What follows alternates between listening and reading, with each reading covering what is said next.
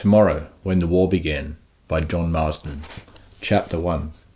It's only half an hour since someone, Robin I think, said we should write everything down, and it's only 29 minutes since I got chosen, and for those 29 minutes I've had everyone crowded around me, gazing at the blank page and yelling ideas and advice. Rack off, guys, I'll never get this done. I haven't got a clue where to start, and I can't concentrate with all this noise. Okay, that's better.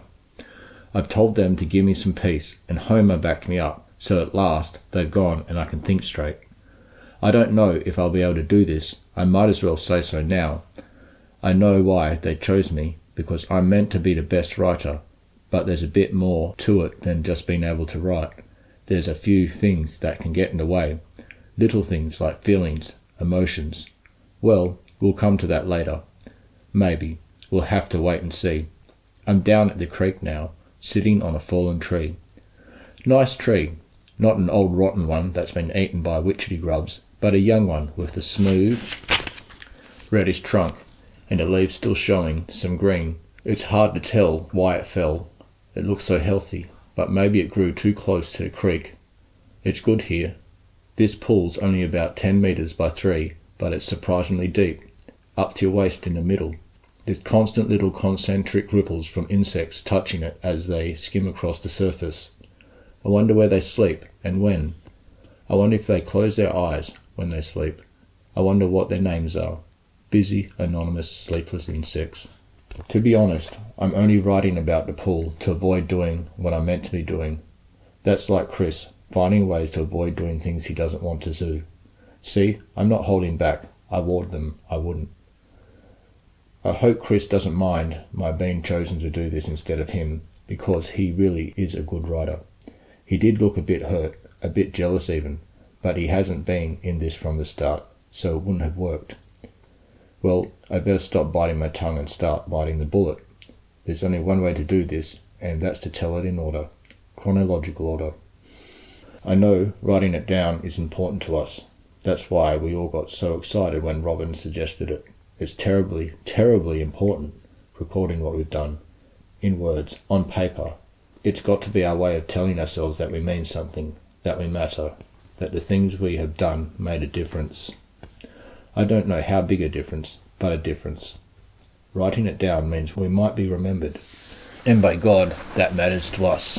None of us wants to end up as a pile of dead white bones, unnoticed, unknown, and worst of all, with no one knowing or appreciating the risks we run. That makes me think that I should be writing this like a history book, in very serious language, all formal, but I can't do that. Everyone's got their own way, and this is mine. If they don't like my way, they'll have to find someone else. Okay, better do it then. It all began when...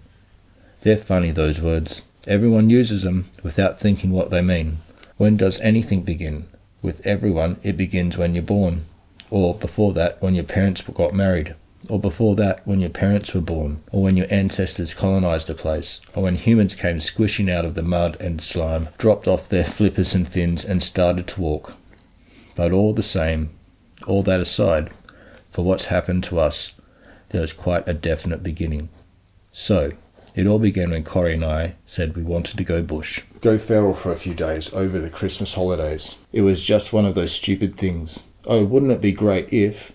We'd camped out quite often. We'd been doing it since we were kids, taking the motorbikes all loaded with gear and going down the river, sleeping under the stars or slinging a bit of canvas between two trees on cold nights. So, we were used to that. Sometimes another friend would come along, Robin or Fee usually, never boys. At that age you think boys have as much personality as coat hangers, and you don't notice their looks. Then you grow up. Well, there we were, only weeks ago, though I can only hardly believe it, lying in front of the television watching some junk and talking about the holidays. Corrie said, "We haven't been down the river for ages. Let's do that." Okay. Hey, let's ask Dad if we can have the Land Rover. Okay. Let's see if Kevin and Homer want to come. God, yeah, boys, but we'd never be allowed. I reckon we might. It's worth a try. Okay. Hey, if we get the Land Rover, let's go further. Wouldn't it be great if we could go right up Taylor's and into hell? Yeah, okay, let's ask. Taylor's Stitch is a long line and aerate that goes dead straight from Mount Martin to Wombegononu. It's rocky, very narrow and steep in places, but you can walk along it and there's a bit of cover. The views are fantastic. You can drive almost up to it at one point near Mount Martin on an old logging track that's hard to find now, it's so overgrown. Hell is what's on the other side of Taylor's, a cauldron of boulders and trees and blackberries and feral dogs and wombats and undergrowth. It's a wild place and I don't know anyone who'd been there, though I'd stood on the edge and looked down at it quite often. For one thing, I couldn't see how you'd get in there. The cliffs all around it are spectacular, hundreds of metres high in places. There's a series of small cliffs called Satan's Steps that drop into it, but believe me, if these are steps, the Great Wall of China is our back fence. If there's any access, the cliffs would have to be the way, and I'd always wanted to give it a go. The locals all told stories about the hermit from hell, an ex-murderer who was supposed to have lived up there for years. He was meant to have killed his own wife and child. I wanted to believe in his existence, but I found it a bit difficult. My brain kept asking myself awkward questions like, how come he didn't get hung like they did to murderers in those days? Still, it was a good story, and I hoped it was true. Not the murders part, but the hermit part at least. Anyway, the whole thing, the trip, grew from there. We made this casual decision to do it, and we immediately let ourselves in for a lot of hard work. The first job was to persuade our mums and dads to let us go. It's not that they don't trust us, but as Dad said, it's a pretty big ask. They spend a lot of time saying no, but trying to talk us into other things instead. That's the way most parents operate, I think. They don't like to start a fight, so they suggest alternatives that they think they can say yes to and hope you might say yes to too. Why don't you go down the river again? Why don't you ask Robin and marry him instead of the boys? Why don't you just take bikes, or even horses? Make it a real old-fashioned camp-out. That'd be fun. Mum's idea of fun was making jam for the preserve section of the Wirrawee show, so she was hardly the authority on the subject. I feel a bit odd writing things like that, considering what we've all been through, but I'm going to be honest, not mushy. Finally we came to an agreement, and it wasn't too bad, considering. We could take the Land Rover, but I was the only one allowed to drive it, even though Kevin had his P's and I didn't. But Dad knows I'm a good driver. We could go to the top of Taylor's Stitch, we could invite the boys, but we had to have more people, at least 6 and up to 8. That is because Mum and Dad thought there was less chance of an orgy if there were more people. Not that they'd admit that that was the reason. They said it was to do with the safety, but I know them too well. And yes, I've written that O in no carefully. I wouldn't want it to be confused with an E. We had to promise not to take grog and smokes, and we had to promise that the boys wouldn't. It made me wonder about the way adults turn growing up into such a complicated process. They expect you to be always on the lookout for a chance to do something wild. Sometimes they even put ideas into your head. I don't think we would have bothered to take any grog or smokes anyway. Too expensive, for one thing. We're all pretty broke after Christmas, but the funny thing is, when our parents thought we were doing something wild, we never were. And when they thought we were being innocent, we usually were up to something. They never gave me a hard time about the school play rehearsals, for instance, but I spent all my time there with Steve, undoing each other's buttons and buckles, then frantically doing them up again when Mr. Casa started bellowing, "Steve, Ellie, are they at it again? Someone get me a crowbar." Very humorous guy, Mr. Casa. We ended up with a list of 8, counting us. We didn't ask Elliot because he's so lazy, or Mariam because she was doing work experience with Fee's parents. But 5 minutes after we made the list, one of the boys on it, Chris Lang, turned up at my place with his dad, so we immediately put the question to them. Mr. Lang's a big guy who always wears a tie, no matter where he is or what he's doing. He seems kind of heavy and serious to me. Chris says his father was born on the corner of Straight and Narrow, and that sums it up. When his dad's around, Chris stays pretty quiet. But we asked them as they sat at our kitchen table, pigging out on Mum's date scones, and we got knocked back in one sentence. It turns out that Mr. and Mrs. Lang were going overseas, and even though they had a worker, Chris had to stay and keep an eye on the place, so that was a bad start to our plans. Next day, I took a bike and rode across the paddocks to Homer's. Normally I'd go by road, but Mum had been getting a bit twitchy about the new cop in Wirrawee, who'd been booking people left, right and centre. His first week in town, he booked a magistrate's wife for not wearing a seatbelt. Everyone was being careful till they'd broken this guy in. I found Homer down at the creek testing a valve that he'd just cleaned out. As I arrived, he was holding it high, watching it optimistically to see if it was leaking. "Look at that," he said, as I got off the Yamaha, tight as a drum. "What was the problem?" "I don't know. All I know is that 3 minutes ago it was losing water and now it isn't." "That's good enough for me." I picked up the pipe and held it for him as he started screwing the valve back on. "I hate pumps," he said. "When Popper pops off, I'm going to put dams in every paddock." "Good, you can hire my earth-moving business to put them in." "Oh, is that your latest?" He squeezed the muscles on my right upper arm. "You'll be able to dig dams by hand the way you're going." I gave a sudden shove to try and push him into the creek, but he was too strong. I watched him pump the pipe up and down to force water into it, then helped him carry buckets up to the pump to finish the priming. On the way I told him our plans. "Oh yeah, I'll have a go at that," he said. "But I rather went to a tropical resort and drank cocktails with the umbrellas in them, but this'll do in the meantime." We went back to his place for lunch, and he asked his parents for permission to come on the camp. "Ellie and I are going bush for a few days," he announced. That was Homer's way of asking permission. His mother didn't react at all. His father raised an eyebrow from above his cup of coffee, but his brother started firing the questions. When I gave the dates, his brother, George, says, "What about the show?" "We can't go any earlier," I said. "Mackenzie's are shearing." "Yeah, but who's going to groom the bulls for the show?" "You're a class actor with a hairdryer," Homer said. "I've seen you in front of the mirror Saturday nights. Just don't go woggy with all the bulls and put oil through their coats." He said to me, "Popper's got 44-gallon drum in the shed, especially for George, on Saturday nights." As George was not known for his sense of humour, I kept my eyes down and had another mouthful of tabbouleh. So Homer was organised, and Carrie rang that night to say Kevin was coming too. "He wasn't all that keen," she said. "I think he'd rather go to the show, but he's doing it for me." "Ugh, yuck. Vomit, spew," I said.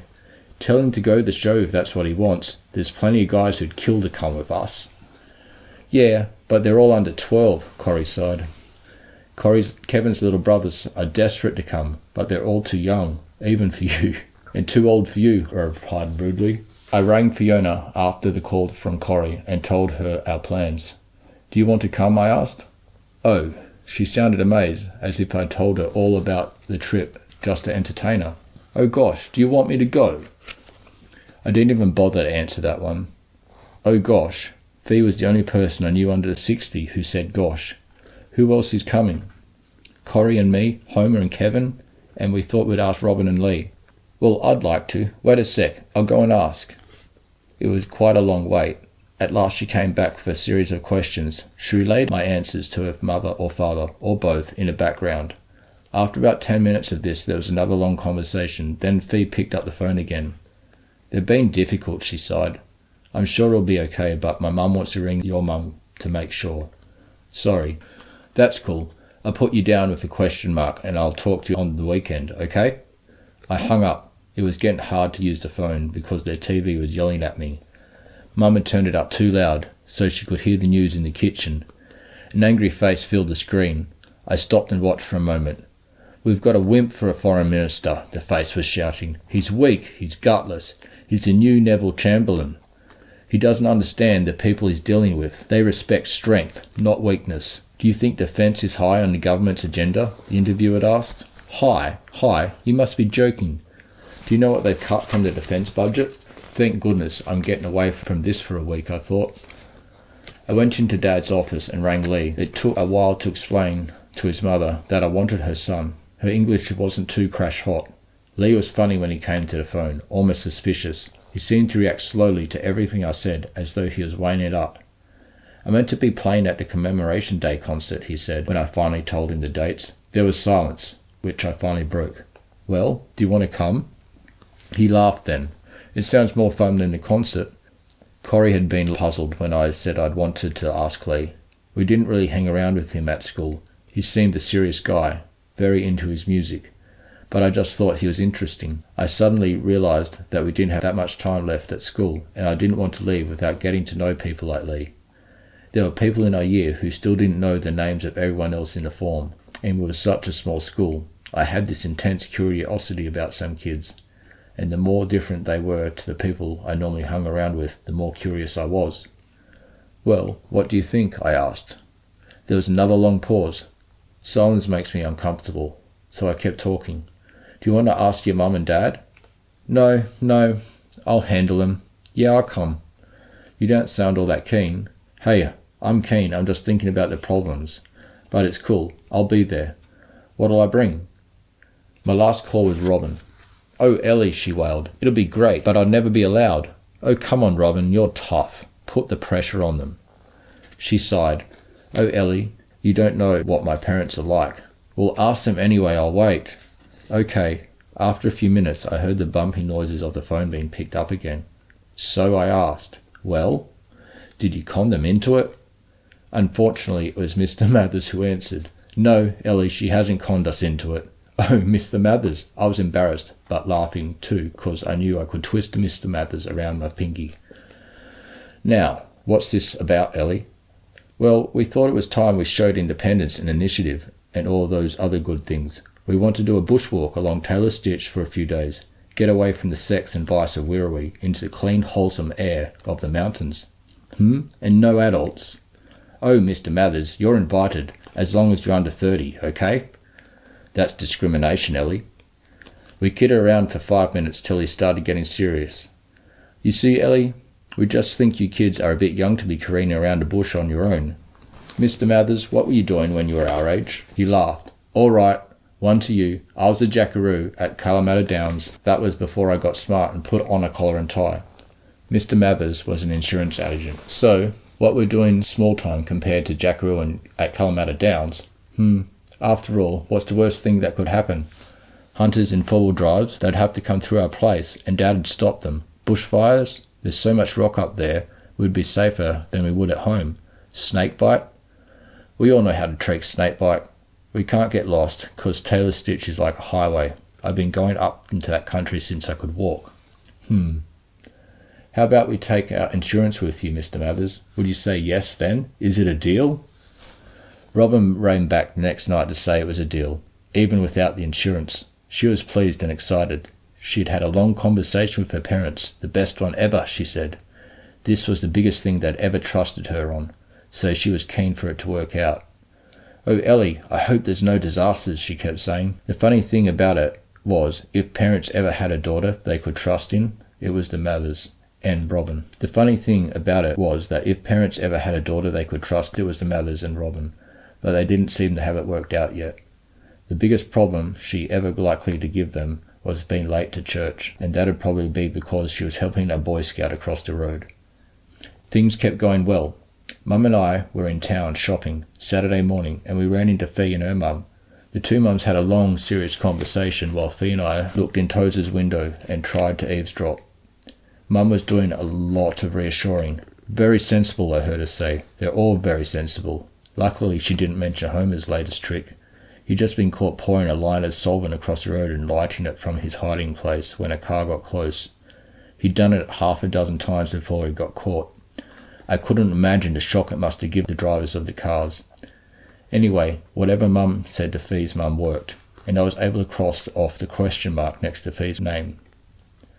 Our list of 8 was down to 7, but they were all definite, and we were happy with them. Well, we were happy with ourselves. The other 5 were good. I'll try to describe them the way they were then, or the way I thought they were, because, of course, they've changed, and my knowledge of them has changed. For instance, I always thought of Robin as a fairly quiet and serious.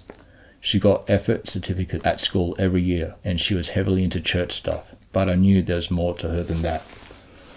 She liked to win. You could see it at sport.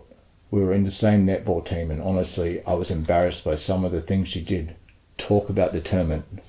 The moment the game started, she was like a helicopter on heat, swooping and darting around everywhere, bumping people aside if she had to. If you got weak umpires, Robin could do as much damage in one game as an aerial gunship. Then the game would end and Robin would be quietly shaking everyone's hands, saying, "Well played," back to her normal self. Quite strange. She's small, Robin, but strong, nuggety, and beautifully balanced. She skims lightly across the ground, where the rest of us trudge across it like it's made of mud. I should exempt Fee from that, though, because she's light and graceful too. Fee was always a bit of a hero to me, someone I looked up to as the perfect person. When she did something wrong, I'd say, "Fee, don't do that, you're my role model." I love her beautiful, delicate skin. She has what my mother calls fine features. She looked like she'd never done any hard work in her life, never been in the sun, never got her hands dirty, and that was all true, because unlike us rurals, she lived in town and spent more time playing piano than drenching sheep or marking lands. Her parents are both solicitors. Kevin now, he was more your typical rural. He's older than the rest of us, but he was Corrie's man, so he had to come or she would have lost interest straight away. The first thing you noticed about Kevin was his wide mouth. The second thing you noticed was the size of his hands. They were enormous, like trowels. He was known for having a big ego, and he liked to take credit for everything. He annoyed me quite often for that. But I still thought he was the best thing that ever happened in Corrie's life, because before she started going around with him, she was too quiet and unnoticed. They used to talk a lot at school, and then she'd tell me what a sensitive, caring guy he was. Although I couldn't see that myself, I could see the way she started getting so much more confident from going with him, and I liked that. I always pictured Kevin in 20 years when he'd be president of the Show Society and playing cricket for the club on Saturdays and talking about fat land prices and bringing up his 3 kids, with Corrie maybe. That was the kind of world we were used to. We never seriously thought it would change much. Lee lived in town, like Fee. Lee and Fee, from Wirrawee, we used to sing. That was all they had in common, though. Lee was dark as Fee was fair. He had a black crew cut and deep brown intelligent eyes, and a nice soft voice with clips at the end of some of his words. His father's Thai and his mother's Vietnamese. They had a restaurant which served Asian food. Pretty good restaurant too. We went there a lot. Lee was good at music and art. In fact, he was good at most things, but he could be very annoying when things went against him. He'd go into sulks and not talk to anyone for days at a time. The last one was Homer, who lived down the road from me. Homer was wild, outrageous. He didn't care what he did or what anyone thought. I always remember going there for lunch when we were little kids. Mrs. Janos tried to make Homer eat Brussels sprouts. They had a massive argument which ended with Homer chucking sprouts at his mum. One of them hit her in the forehead, pretty hard too. I watched goggle-eyed. I never seen anything like it.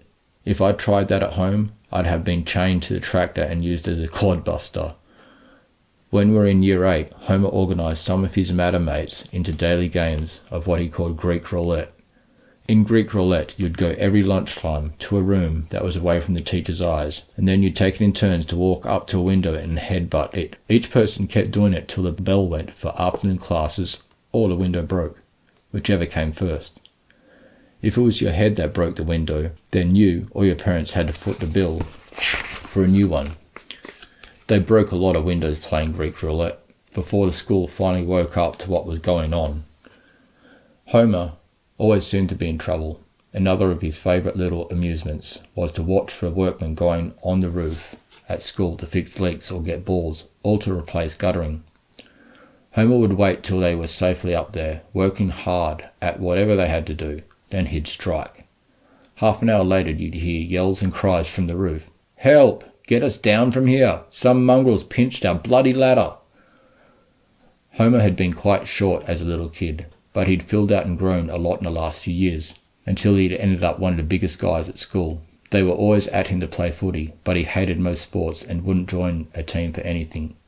He liked hunting and would often ring my parents to ask if he and his brother could come to our place and wipe out a few more rabbits. He also liked swimming, and he liked music, some of it quite weird. Homer and I spent all our free time together when we were little, and we were very close, and we were still close. So that was the famous 5. I guess Corey and I made it the secret 7. Ha! Those books don't have a lot of bearing on what's happened to us. I can't think of any books I've read or films I've seen that relate much to us. We've all had to rewrite the scripts of our lives in the last few weeks. We've learnt a lot and we've had to figure out what's important, what matters, what really matters. It's been quite a time.